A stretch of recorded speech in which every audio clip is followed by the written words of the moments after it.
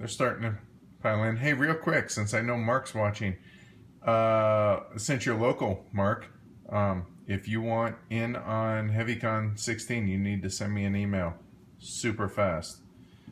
We have one spot open for HeavyCon too, so if you guys are interested, first one to send me an email, wants to come and pays, you're in.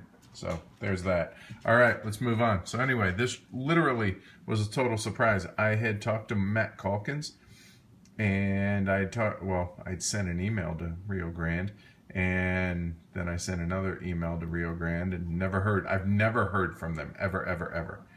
So this surprised me. So I got a shipping notice from Rio Grande, and I thought this might be it, but I wasn't sure. So anyway, it showed up. I don't know. I got home about an hour ago, and here it is. So had to wait until Amanda. I had to get home so she can hold this while I do the unboxing. Cool. So she's gonna run this. So if you have any questions, she'll relay. Cool. Here we go. All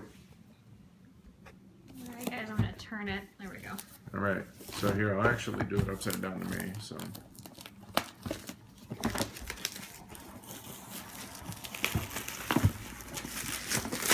All right, so front of the box, you guys are staring at it while I was babbling. So there we go. It says 3 to 5 players, 90 minutes. The back of the box looks very Airlines Europe-y, but in America, kinda, you know. So, oh, there we go. Rio Grande Games review copy. Who knew? All right, this is our first time ever getting something from Rio Grande, so that's kind of cool. All right, so let's open it up. Let's see.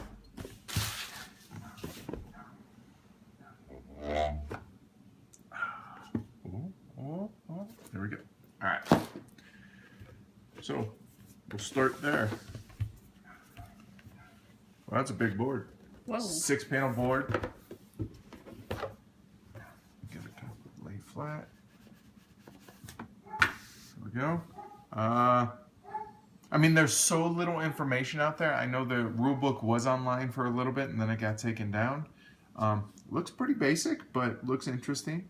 Glad to see that Denver's represented in my home city, Portland. Unfortunately, no Amanda. Sorry. Sorry. So Maybe right here anyway. Yeah, all right, fair enough. Amarillo. So there, it's just blue on the back. There's nothing there. And I think the reason this got delayed, it was supposed to be out sometime last month or thereabouts, was there was a misprint in the rule book that they wanted to get fixed. So here we go. It's a map. Looks good. All right. I don't know if it comes through on this, but the pictures are like blurry, but on purpose. You can see like the buildings over here and stuff. So it like got some kind of funky filter on the pictures, but looks cool. Looks good. Everything's legible. Easy enough. All right. So let's move that aside. Here we go. Yep. There we go. All right. So player screens, and I'm going to assume that is a player aid as well on the back of the player screen.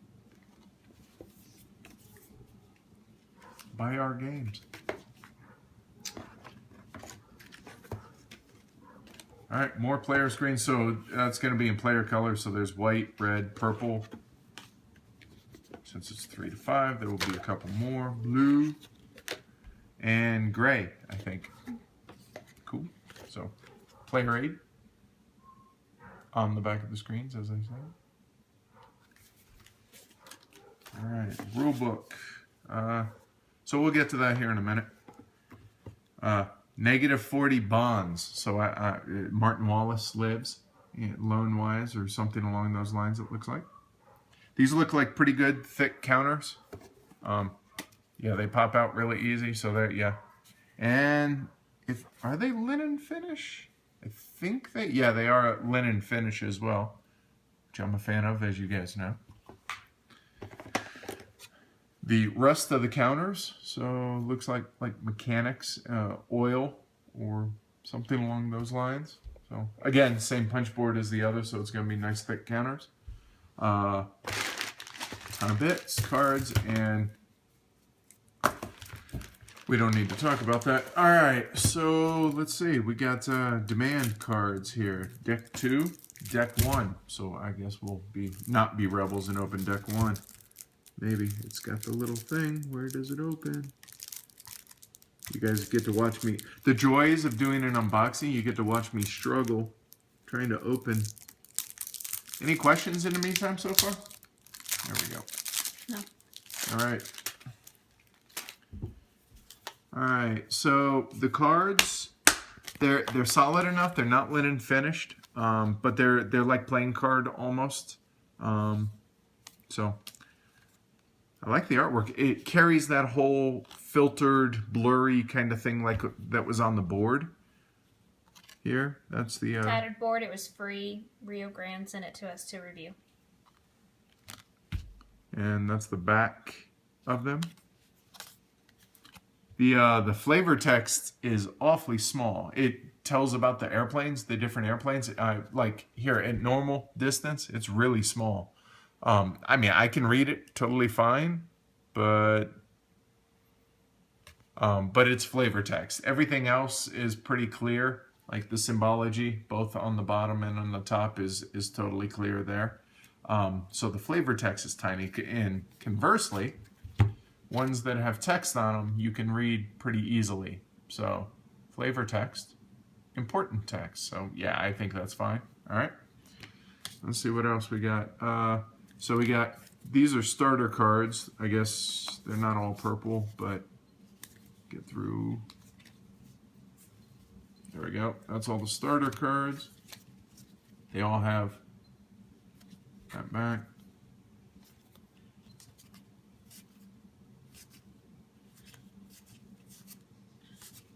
Pretty clear symbology, and those look fine. And like I said, they feel fine. I wouldn't say they need to be sleeved. I appreciate the fact that they're white bordered for former Magic players and stuff. Anything with black borders, you know how easy those are to show that they're worn. So I wouldn't feel the need. We probably will, but it's not necessary. And size-wise, I don't know, what are these standard? Yeah, what they standard card playing. Sorry, I don't have those memorized. So size-wise. All right, so then, let's see. So we have post-World War II, which is in red. We have pre-World War II in blue. And then the Golden Era, which is the 30s, and demand. So are all the demands the same? They are not. So these are kind of almost... Again, I haven't read the rules, so I don't know, but these look like they might be routes that you have to, or cities on a route that need to be fulfilled, and those are what they look like on demand. I like the artwork on it. It definitely has a throwback feel to it, so that's nice. I appreciate that. So Golden Era. I dig these. I dig the airplanes. I work in aviation, so I'm kind of partial to that.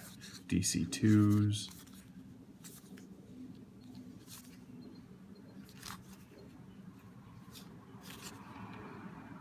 That can't be good. All right, so that's Golden Era. Then the next would be the Blue Era, which is pre-World War II, so more modern airplanes. I dig the artwork on this, I really do. Again, can't be good. All right, and then the Red Era. DC-4s, so this is going to be post-World War II. Lockheed Martin before they merged. There you go, Lockheed and Martin.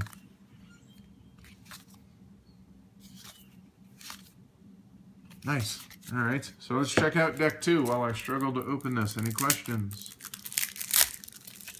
Didn't struggle as much. 3 to 5, right? Yeah, it's 3 to 5 players, Yeah. which is cool in the one hand because, you know, I appreciate that. Oh, it's on the lid. There you go. But the only bummer is Amanda and I can't play it by ourselves while, you know, like on a school night on anytime we don't have folks over. But let's face it, we have enough people in our neighborhood here who, our games bring the game players to the yard. Milkshakes? Somebody wants to know if we've played Martin Wallace's Airplanes. We have not. No, we have not. We don't own it. As you can see, the Martin Wallace shelf does not have aeroplanes on it. Sorry. And I want to know when we're going to play it and review it. The plan to play it, hopefully this week. The earliest we can do it is Wednesday because we're recording tonight and that takes priority. And then tomorrow, Amanda is editing. That takes priority. So Wednesday could be, we could always shelve Game of Thrones for y'all and play this if we can get somebody to come over. Tony probably be interested to come over. We got Sweater Mike's out of town. Anyway, we could probably figure that out. And if we like it and everything goes well, it may be next episode. It might slide everything because this is so anticipated by people. So Ken wants to know if he can bankrupt it. Who? Ken. Very funny, yeah. Poor Ken didn't do so hot in our game of 18CO. Someone else thinks we should Periscope the game, playing it. I would be willing, just not the very first game, because when I teach for the first time, it's rough. It's not the smoothest usually the second time on, but at that point this weekend, I totally might be willing. We have a tripod, thanks to Matt, and stuff that has a holder, so I might take y'all up on that. Maybe Friday. Ask the birthday girl. It's Amanda's birthday Friday. So. I want to play 1860 on my birthday, so that's what we're doing on my birthday. All right, so maybe Thursday or Saturday I can do that. How's that? All right, so get back to the cards. Here we go. So more demand cards to compare. There are same amount of cities in deck 2. Again, I don't know the difference between deck 1 and deck 2 here. All right, so these airmail cards. Let's see. Airmail routes, Denver to Bismarck. All right, so they're all different routes that you can do, I guess, to deliver mail. All right, and then more red. Okay, so these are more of the cards that I already showed you guys and gals. Yeah, they're just more of them. So, okay, let's see if there's anything different at the bottom. More red era, blue era, a couple gold eras, whatever. Yeah, so that's it. And then let's look at the bits. These look cool. All right, bust this open.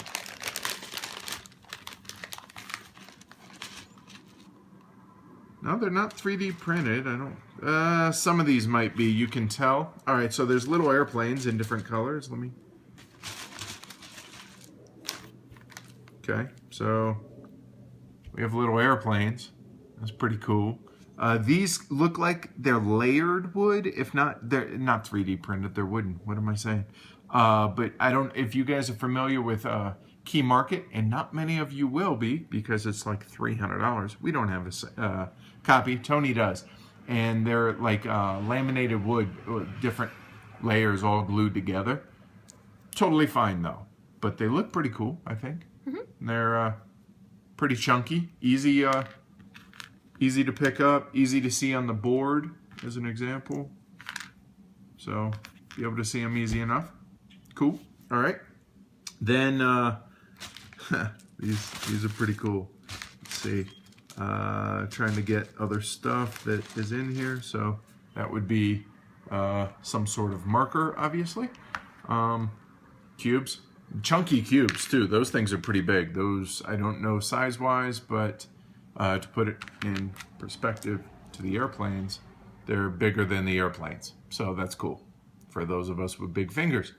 Then this looks pretty cool. The buildings. Hold on. Wee building and bigger building. And those on the map here in Denver. Give you an idea, turn them towards you guys there. Airplane and cube wise. There you go. See if there's any other bits that aren't those.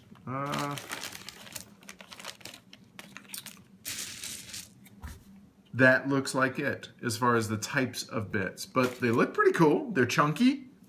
They're wooden. So, win. That's about it. Let's go through the rule book, I guess. It's on thin, regular paper. Nothing special about the paper or anything.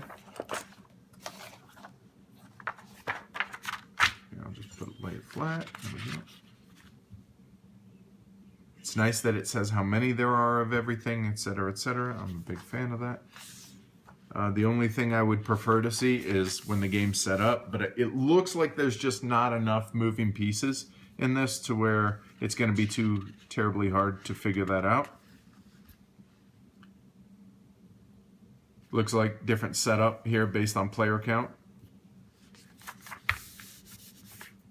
It's huge font. I mean, you could read this almost from the moon.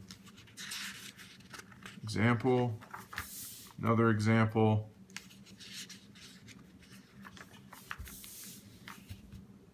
And one variant, let's see, let me read that real quick. The variant says that it's offered for those who prefer events to be evenly distributed because there's random events that you need to prepare for, that bad things happen and you don't know when a plane is going to crash, which kind of makes it thematic.